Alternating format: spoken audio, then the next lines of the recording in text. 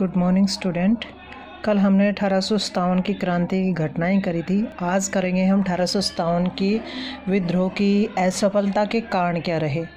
तो ये बहुत आसान है, पॉइंट भी अगर हम कर लेंगे एक बार याद तो हो जाएगा। तो सबसे पहले क्या है, विद्रोह का समय से पूर्व आरंभ होना।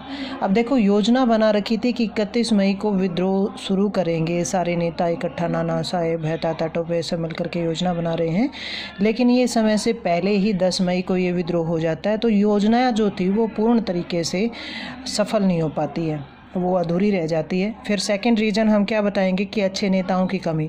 अब अगर हरियाणा में हम बात करते हैं, कुछ एक जो देसी रियासतें हैं उनके नवाब इसमें भाग ले रहे हैं और कुछ एक छोटे छोटे जमींदार इसमें भाग ले रहे हैं, लेकिन अच्छे नेताओं का अभाव है, बड़े नेतृत्व का अभाव यहाँ देखने को मिलता है, इसलिए ये सफल नहीं हो पाता है। फिर थर्ड में क्या बताएंगे, सीमित साधन है। अंग्रेज़ों के पास तो बड़ी सेना है, भारतीय सैनिक भी उन्होंने भर्ती कर रखे हैं, तोपखाना भी है, बंदूकें भी हैं, लेकिन जो विद्रोही हैं उनके पास साधनों का अभाव था, इसलिए भी असफल रहा था। फिर क्या करेंगे हम, अंग्रेज़ों के अत्याचार हैं।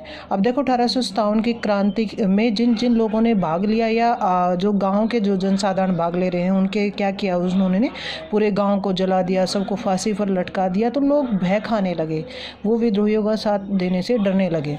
फिर क्या है, अंग्रेज़ों को सहयोग। अब अंग्रेज़ों को सहयोग देने वाले हमने जैसे घटनाओं में भी देखा, कुछ एक देसी रियासतें हैं जैसे जींद है, नाभा है, पटियाला है, वहाँ के शासकों ने क्या किया, अंग्रेज़ों का साथ दिया विद्रोहियों के विरुद्ध। फिर क्या है, दिल्ली पर अधिकार। अब देखो, दिल्ली में क्या है, बादशाह है, यहाँ पर पहले तो विद्रोही अधिकार कर लेते हैं और बहादुर शाह जफर को अपना शासक बना लेते हैं, लेकिन उसके बाद क्या है, 20 सितंबर को फिर से दिल्ली के ऊपर अंग्रेज़ों का अधिकार हो जाता है। तो जो विद्रोही हैं उनका साहस कम हो जाता है बेस के कारण। फिर अंग्रेज़ों की कूटनीति की अगर बात करें तो अंग्रेज़ों ने देखो यहाँ कूटनीति में क्या दिखाया कि वो फूट डालो राज करो की नीति, धार्मिक आधार पर।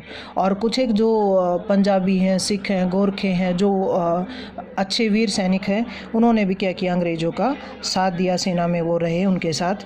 तो ये विद्रोह की असफलता के कारण थे। उसके बाद क्या है, विद्रोह के प्रभाव हम देखेंगे।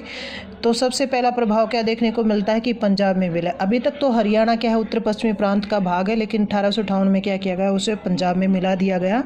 और पंजाब में क्या है, चीफ कमिश्नर जॉन लॉरेंस ने इसको 2 डिवीज़नों में बांट दिया, एक दिल्ली डिवीज़न, एक हिसार डिवीज़न। हम प्रशासन पहले करके आए हैं कि कैसे वो अपना प्रशासन संभालते थे, न्याय का, दीवानी और मुकदमे और फौजदारी मुकदमों के बारे में।